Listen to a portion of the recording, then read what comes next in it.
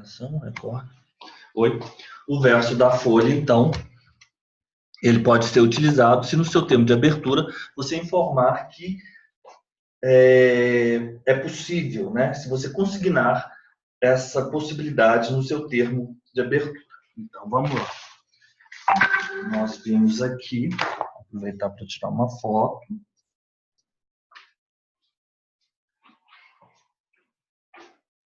Todo mundo. Vamos lá, vamos lá. Essa parte aqui é uma das mais... Vamos lá. Vamos lá.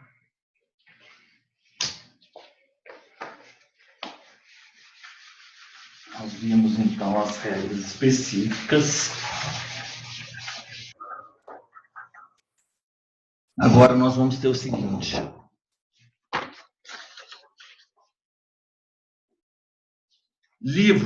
Os livros, e o pior que não é todo mundo que voltou, mas não tem problema. Os livros, os traslados e as certidões, elas não podem ter, vamos lá no artigo 43, os livros, os traslados e as certidões, os livros, eles não podem ter nem rasuras e nem entrelinhas. Vedado, proibido, não pode ter rasura, não pode ter entrelinha. Se porventura for necessário fazer uma emenda, um completar, uma emenda, mas essa emenda que não é uma emenda indispensável e que não afete o conteúdo, não afete a fidelidade do ato. Então, emendas indispensáveis.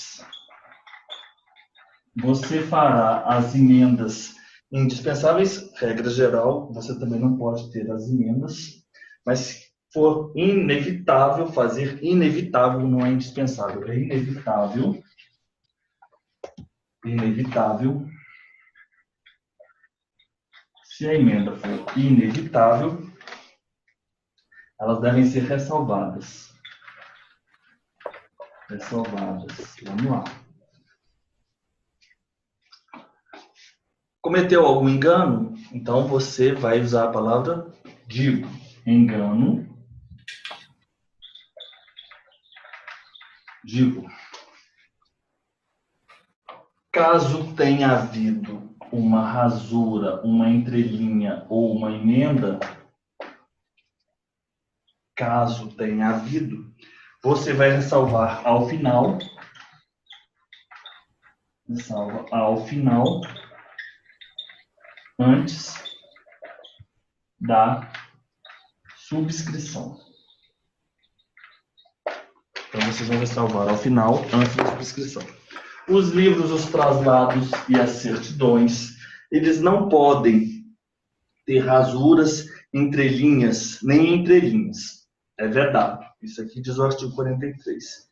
Emendas inevitáveis, que não afetem a fidelidade do ato, se for inevitável, elas são ressalvadas. Enganos cometidos, você vai se utilizar a palavra digo. Correto? Então, se for uma emenda inevitável, engano. E o parágrafo primeiro, ele vai dizer o seguinte: rasuras, entrelinhas e emendas. As rasuras, emendas, entrelinhas, elas devem ser ressalvadas ao final da escrituração, ao final da escrituração e antes da subscrição.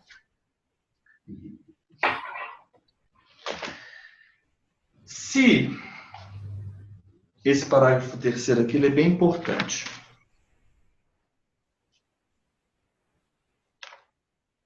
Se rasura, entrelinha ou emenda, ela disser respeito a um fato essencial, a uma parte essencial do ato, e aí o código traz o que seria uma parte essencial do ato? Uma data, um preço, um objeto, a forma. Se essas omissões afetam partes essenciais,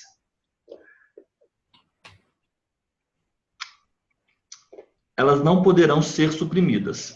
Então, o parágrafo 3º diz o seguinte: você não pode ter uma entrelinha que afete uma parte essencial, e você não pode ressalvar. Então, se você tem algo, você está tratando do preço do objeto, das partes, em relação a esses elementos, não há que se falar em entrelinhas. Então, é vedadas entrelinhas de partes essenciais. Vedadas entrelinhas, partes essenciais. O artigo 44, por sua vez, ele diz o seguinte, que se você tiver uma determinada omissão de parte essencial, essa omissão ela não pode ser suprida. Essa omissão ela não pode ser suprida. E quando ele fala não pode ser suprida, ele usa uma expressão bem interessante. Eles falando assim, não poderão ser suprimidas. Como se suprime uma omissão? Então, é paradoxal isso, mas é isso mesmo. A omissão ela vai ser suprimida, então quer dizer que não vai haver mais uma omissão. Então, as omissões que afetam partes essenciais do ato e que se refiram, por exemplo, a data, preço, objeto, forma do pagamento e descrição do imóvel, elas não podem ser suprimidas. Você não pode utilizar, por exemplo, a palavra em tempo. Elas não, omissão de parte essencial, não pode suprimir. E isso quer dizer o quê? Porque quando você quiser ajustar essas partes, você tem que dizer o seguinte, você tem que declarar, você tem que consertar, vamos dizer dessa forma, através de uma escritura pública de re-ratificação. Omissão de parte essencial não pode ser suprimida, não pode ser suprida. Ou então não pode ser suprimida. Não poderão ser suprimida, não pode ser consertados. Vamos colocar, não se pode suprimir, não se pode fazer com que deixe de existir. É nesse sentido. E aí a gente vai colocar uma escritura re-rati. Uma escritura de re-ratificação. Vamos mandando a foto aqui para os senhores.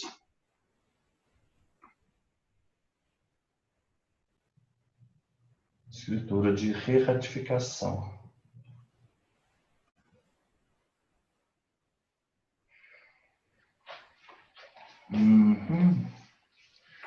Vamos lá.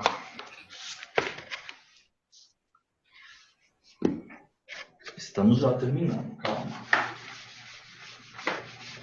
Já mandei a foto aí, os senhores vão visualizar a foto.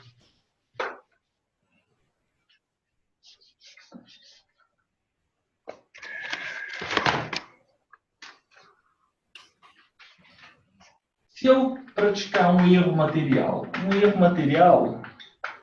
é eu trocar um número do CPF. O erro material ele vai ser sanado com uma certidão após a assinatura. Vamos colocar lá, certidão após assinatura. Certidão, erro material, certidão após assinatura. Estamos aí, erro material. Lavrou o seu ato, esse ato agora, ele tem que ser lido às partes. Então você vai ter a lavratura, você vai ter a leitura, você vai consignar no ato que você leu. Então esse aqui, consignar, leitura, dizer que você leu as partes, e as partes... Meu Deus do céu! O que houve? Que foi, Lorena? Que houve? Desculpa, professor. O senhor que pôs volume aí para mim. Oi? Tá tudo certo. Eu sei, a gente já está terminando. Essa parte é daquelas, tá? Por isso que a gente fez uma parte ontem, Voltou. Não, outra parte não, hoje. professor, desculpa. A Lorena tá falando outra coisa. Professor, não, eu não me manifestei em relação ao senhor. Foi aqui em casa. Tá bom. Tá bom. Ó, a lavratura, você lavra o seu ato, você lavra o seu ato, você lavra o seu ato, você lê o seu ato, você consigna a leitura e, por fim, as partes assinam.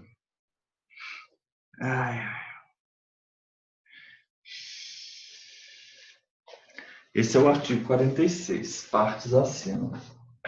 Isso aqui você já tem que decorar, porque vocês têm que decorar, porque quando vocês forem lavrar a escritura pública, nós vamos nos reportar a esse inciso aqui no encerramento da nossa escritura pública.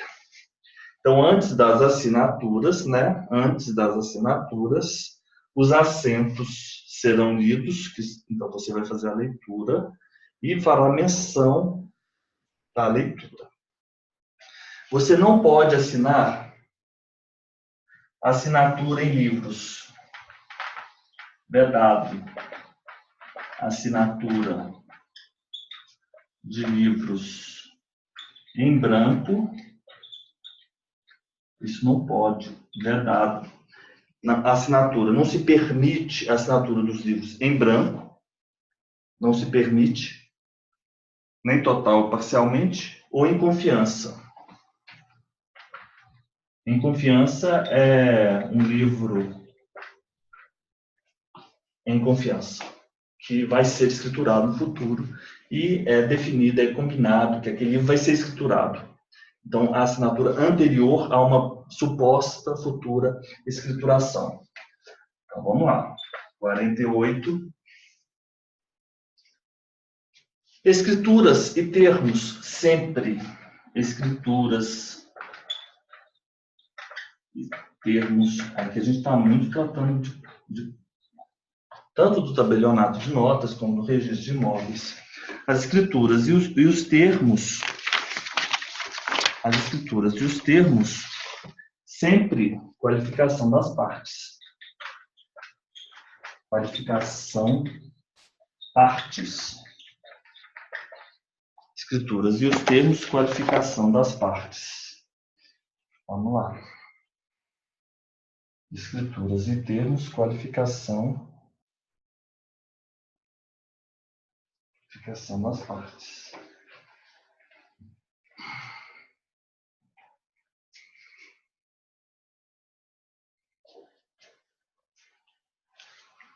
Escrituras e termos, qualificação das partes.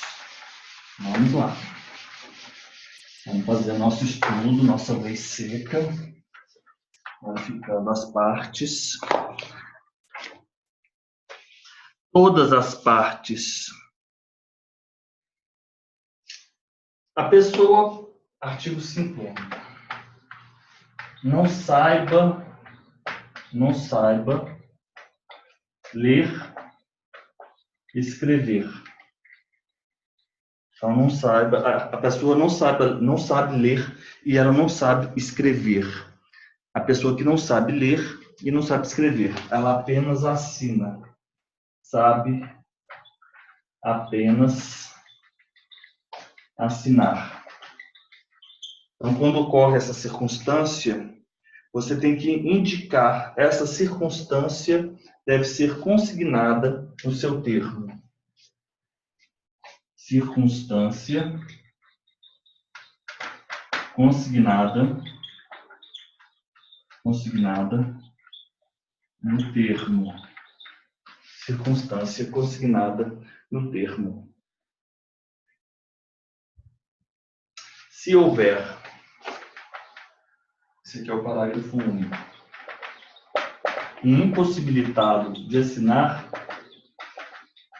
impossibilitado de assinar. Aí você vai ter a digital, vai colher a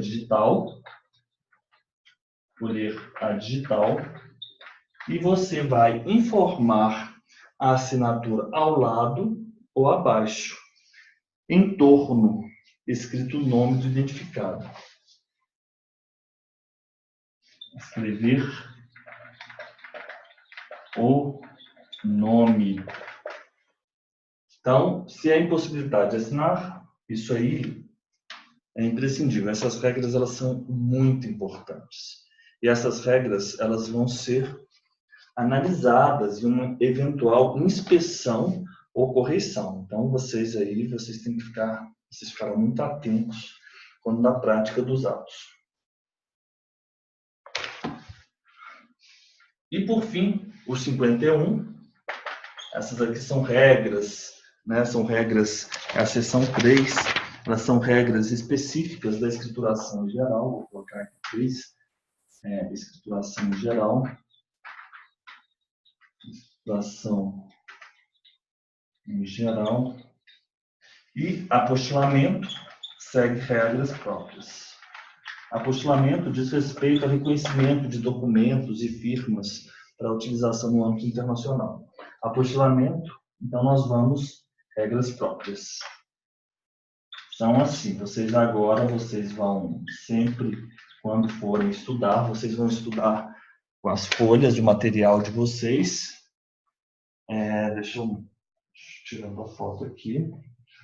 E aí vocês agora vão estudar aí essa seção 3 de forma muito rápida. Muito rápida. Vocês vão estudar por esse material aí. Vamos lá. Vamos lá. Vencemos a seção 3. Então, aqui na seção 3, falamos de valores, taxa deve constar no próprio documento, o selo firmar bem, indispensável em todos os atos. Você vai informar um relatório para o corregedor do foro extrajudicial até o 10º dia de cada mês, como serão impressas os traslados e certidões, o prazo de 24 horas. O papel pode ter um outro fundo, não pode ser exclusivamente branco. Folhas podem ser folhas que não sejam de fundo totalmente branco, mas desde que você possa tirar uma cópia reprográfica ou a digitalização. A escrituração vai obedecer tamanho da fonte, você tem que ter a tinta específica, impressão sempre em tinta preta, vai escrever as lacunas dos livros, você sempre vai colocar tinta azul ou tinta preta, e todas essas séries. Tem testemunha, você tem que qualificar todas as testemunhas, omissões que afetam partes essenciais, elas não podem ser suprimidas, escrevendo assim, a tempo, o preço é tal. Você não pode dizer isso. A tempo, a data do negócio jurídico é tal. Você tem que fazer uma escritura de ratificação se não tiver havido a menção a essa data específica, né? Não pode assinar livros em branco, você vai assinar depois de ter lido as partes e você vai consignar que foi lido. E sempre que a pessoa não puder assinar, você colhe digital e escreve o nome.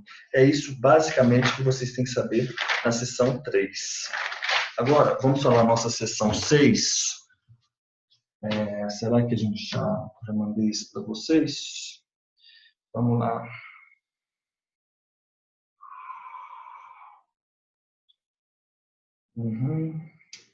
Eu só vou falar agora uma questão bem rápida com vocês e a gente vai fazer um intervalo de 5 minutos. É rapidinho. Vamos falar aqui sobre essa seção 6, que vai tratar do Mercosul. O Paraná, como bem sabemos, um estado que faz divisa, né? Agora, me parece que é só com o Paraguai, né? Isso aqui eu não me permito não saber. O Paraná só vai fazer... Deixa eu ver aqui no mapa. Com o Paraná só faz divisa com a Argentina Argentina e o Paraguai, né? Argentina e o Paraguai, né? Na Tríplice E Aliança. Uruguai, eu acho também. Não, Paraná não. E Uruguai. Não, Paraná não faz divisa com o Uruguai, não. Uruguai não. Ai, É só o Rio Grande do Sul que faz divisa com o Uruguai. O Paraná, ele faz divisas com o Uruguai e com a Argentina. Ah, É é isso. isso. É isso. Isso mesmo, é Uruguai e Argentina. E, obviamente, Tá certo, desculpa. é isso mesmo. Tava pensando. Mas a gente vai olhar aqui na hora que o meu map abrir. É isso. Os notários e registradores do Brasil... Paraguai e Argentina. O Paraguai. É Paraguai e Argentina. Obrigado. Os notários e registradores do Paraná, eles podem firmar convênios, na verdade, celebrar intercâmbios com outros notários e registradores do Mercosul, correto? Isso é facultado aos notários, então aqui é o 6, é facultado aos notários, capítulo 1, seção 3, a seção, o pessoal faz faltar 7. Capítulo 1, seção 6, Mercosul. Então, os notários e registradores, eles podem, os notários e registradores do Brasil, eles podem, é uma faculdade, facultado celebrar convênio, na verdade, eles usam a palavra intercâmbio de informações com notários e registradores dos países do Mercosul para a troca de informações.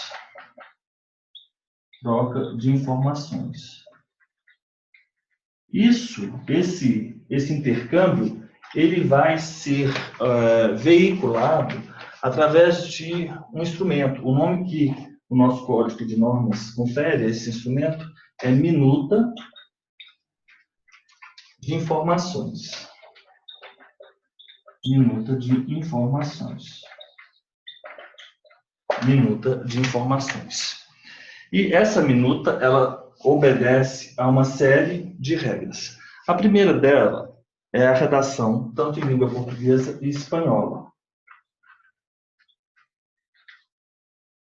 Língua portuguesa, espanhola. Então, você vai celebrar com os países um intercâmbio, e vai ser esse intercâmbio através de uma minuta de informações para a troca de informações. Essa minuta de informações, ela vai ser escrita em língua portuguesa. Deixa eu baixar aqui um pouquinho. Em língua portuguesa. Essa minuta também vai tratar do objeto e da extensão do intercâmbio.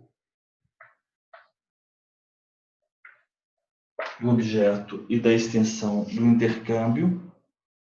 E quais são os documentos imprescindíveis, necessários, documentos para haver essa troca de informações.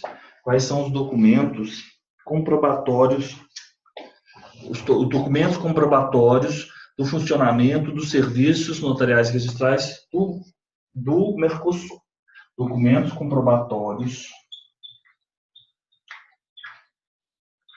funcionamento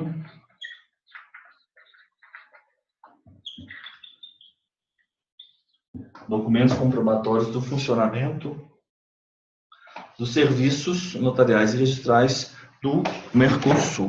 Vamos lá. Ok.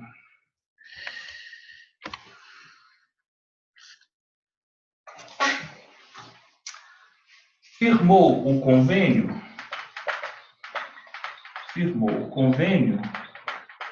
O que faz os notários e registradores?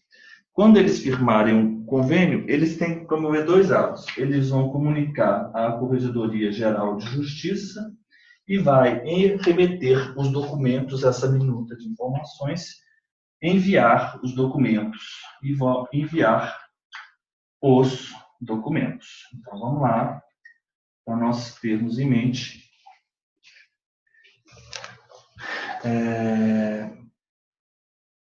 Vamos conferir essas informações aqui nas nossas e completar quais são os artigos. Os notários e registradores do Brasil fica facultado após aprovação. Então, vou colocar aqui após aprovação.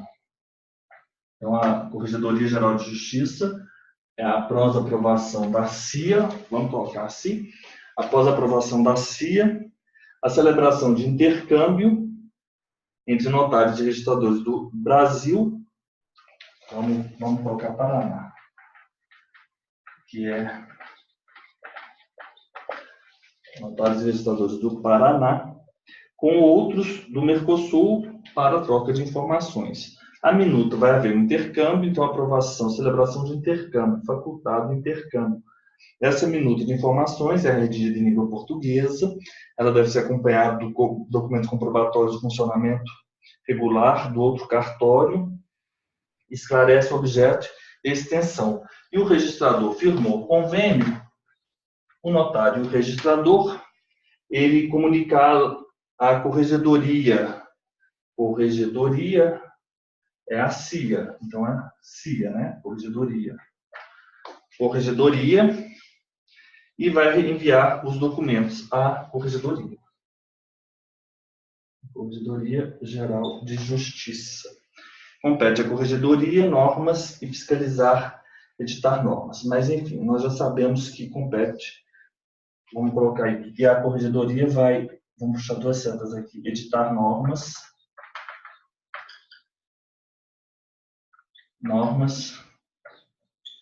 Editar normas e fiscalizar o cumprimento. Fiscalizar. Então, agora nós já vimos a seção 6, que trata do Mercosul. Vamos tirar uma foto aqui. E eu vou enviar para vocês esse arquivo.